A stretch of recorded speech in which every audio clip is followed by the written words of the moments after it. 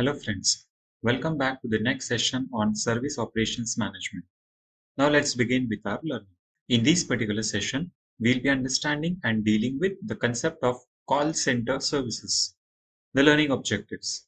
At the end of this particular session, the learners will be able to understand what do we mean by or how do we define the call center services, what is the importance of call center services in an organization, what are the various activities that have been undertaken under the call center services?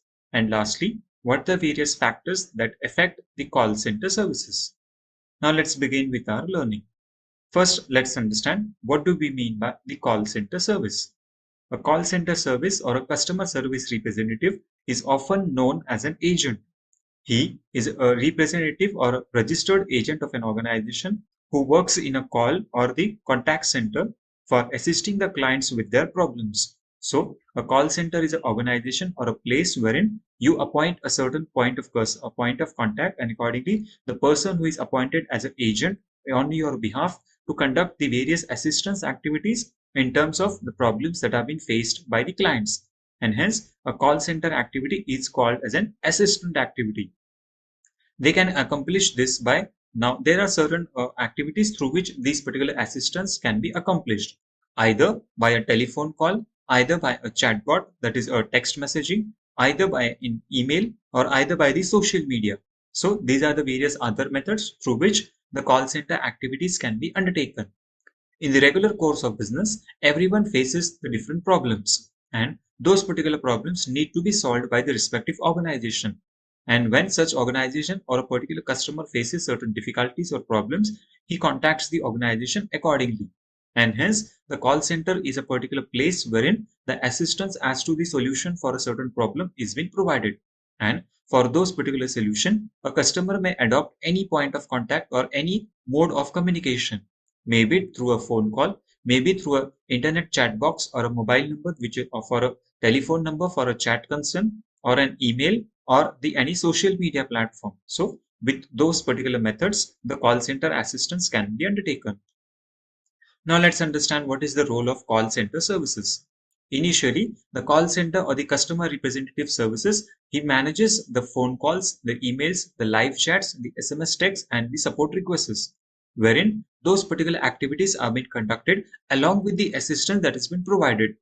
For these particular services, the customer may be charged a certain sum of money or it may be provided free of cost. And hence, a call center service is just a part of an assistance. The actual product service delivery or the product maintenance is being undertaken by the various technicians or the experts of the organization.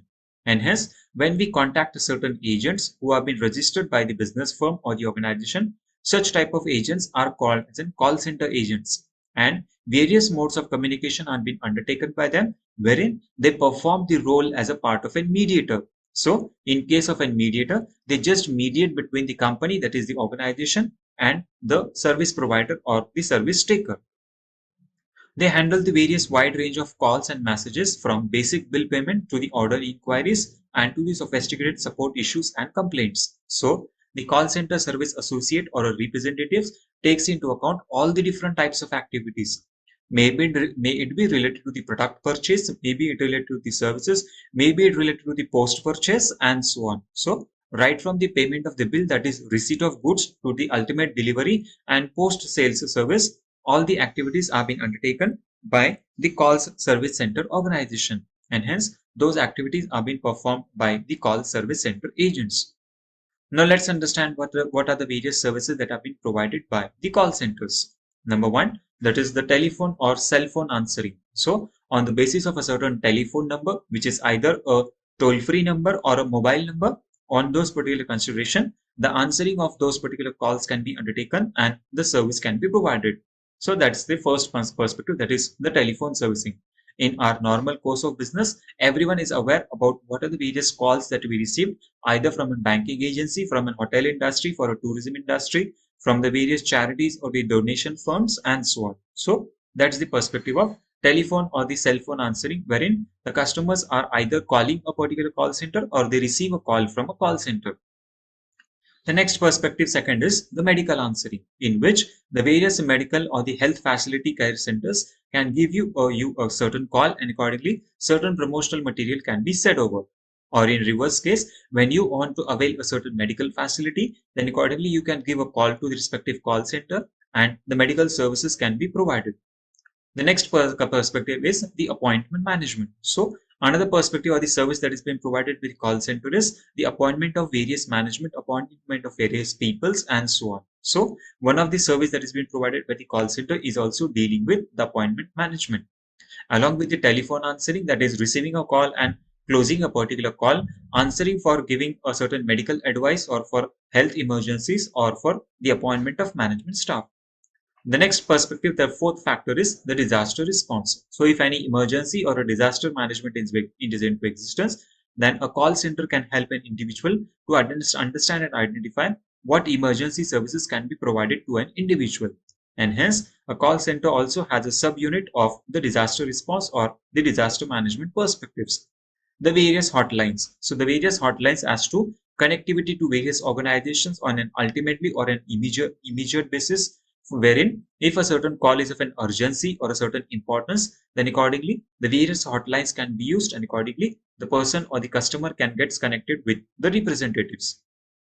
The sixth perspective is the virtual receptionist. So here in this case, the virtual receptionist can be made available to a certain individual, and accordingly those services can be rendered by the call center. And hence they provide you the virtual receptionist with respect to the chatbots or telephone automated telephone operator assistance, in which the person, that is a lady or a particular person, is providing you certain questions, and accordingly you need to answer those questions based on what are the various options that you need to fulfill, and hence it can be a part of a virtual receptionist also. The seventh perspective is the order processing.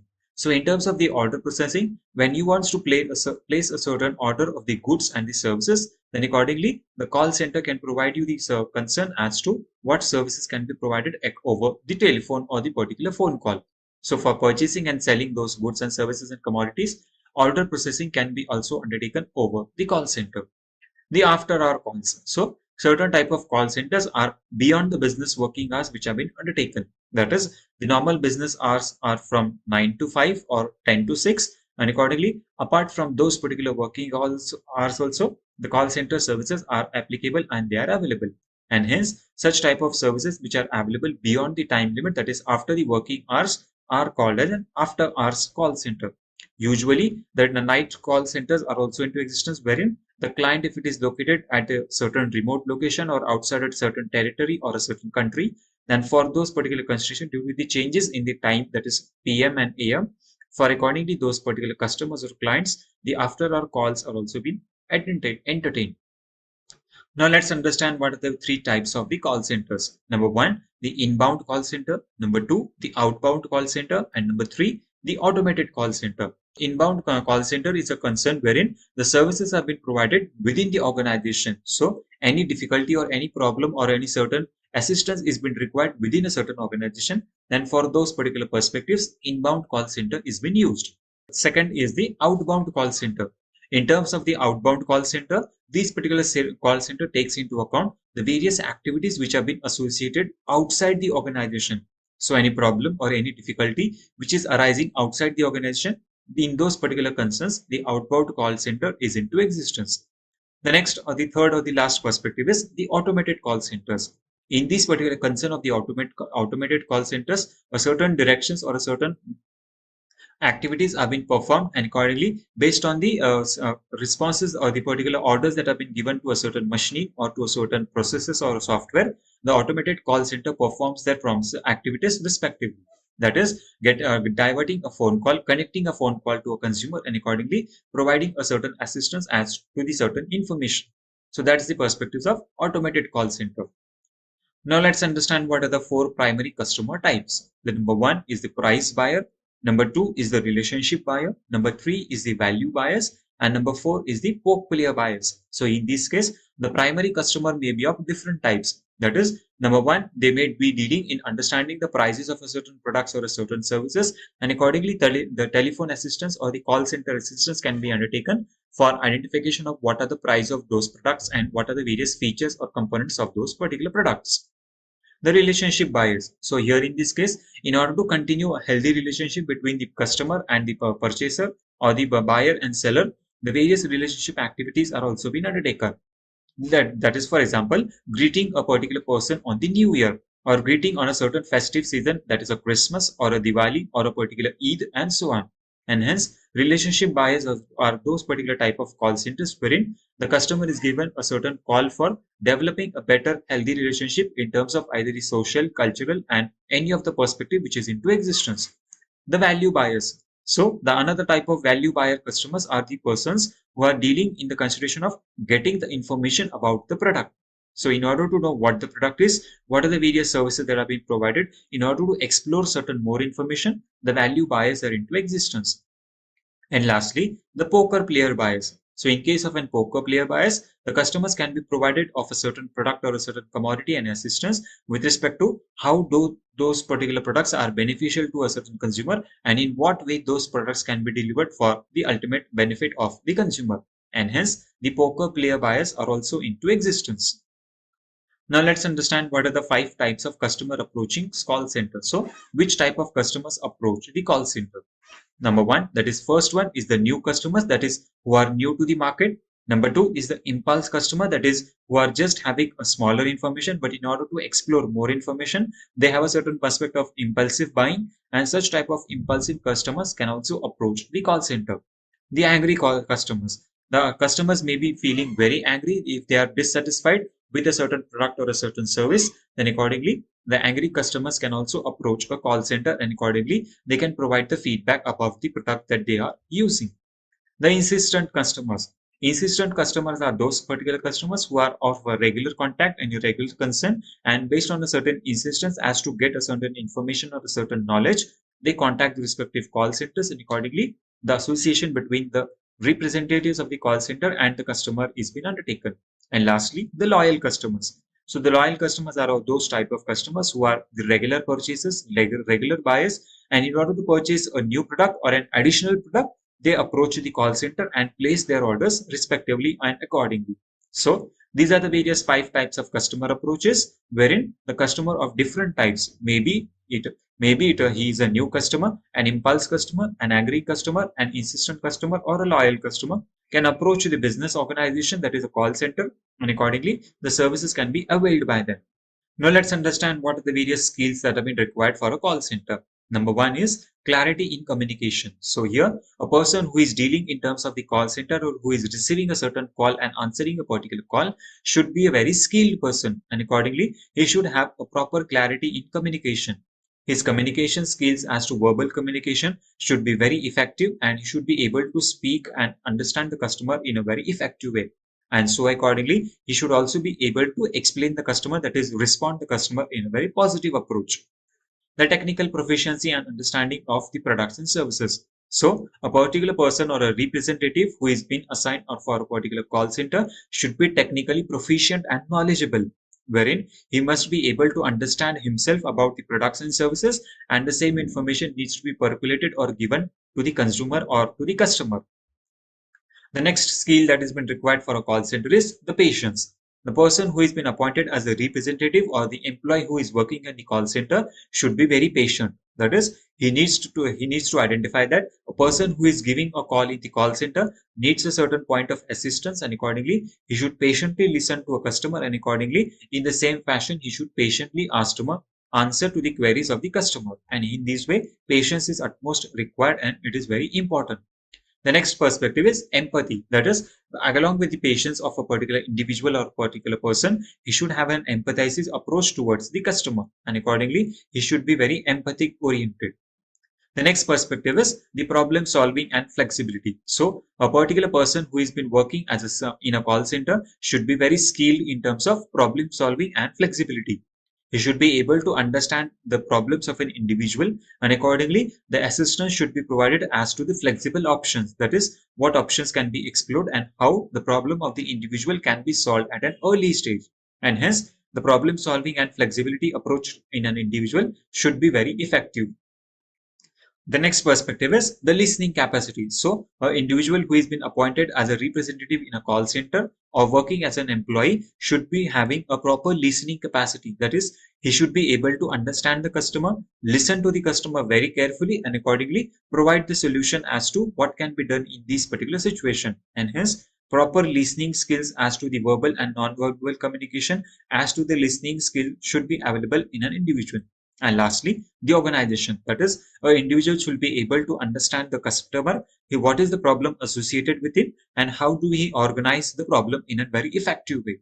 So here in this case, if the problem is very of an urgency nature, then accordingly, the customer call center or the particular representative of the call center should plan certain activities and should try to see that how those activities can be organized and been completed in a very effective way and in very better way.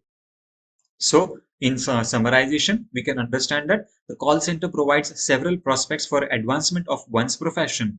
So, be it a certain organization, be it a certain individual, everyone is aiming to provide the quality and quantitative service to the respective consumer, wherein qualitative as to quick delivery of the services and whatever assistance that has been provided, and quantitative as to dealing with several number of customers over a telephone, over a chatbot, over an internet social media platform, and so on. So a lead call taker, what does he do? He supervises, he manages, and he directs the common career path to the call center representatives. So accordingly, a leader in a particular call center looks after all those particular perspectives, and accordingly, he sees that all the activities in this particular organization are being conducted in a very effective way. The call center promotes the different depending on the organization structure. Nevertheless, it is also undertaking the various products and services in a certain organization. And hence, advancement in a particular call center is effectively important, and it is being undertaken for the organization, for the products, for the services, and for the employees at the larger scale. And ultimately, it leads to the customer satisfaction. And hence, the call center for a certain service operations management or a particular manufacturing unit should be into existence, and it should be trying to aim to see that whatever services that we need to provide to a consumer, that is with respect to the after sale service, should be effectively provided, and it must try to deal and see that all those services have been provided very effectively and they have been delivered to the customer as per his satisfaction, need, want, and requirement.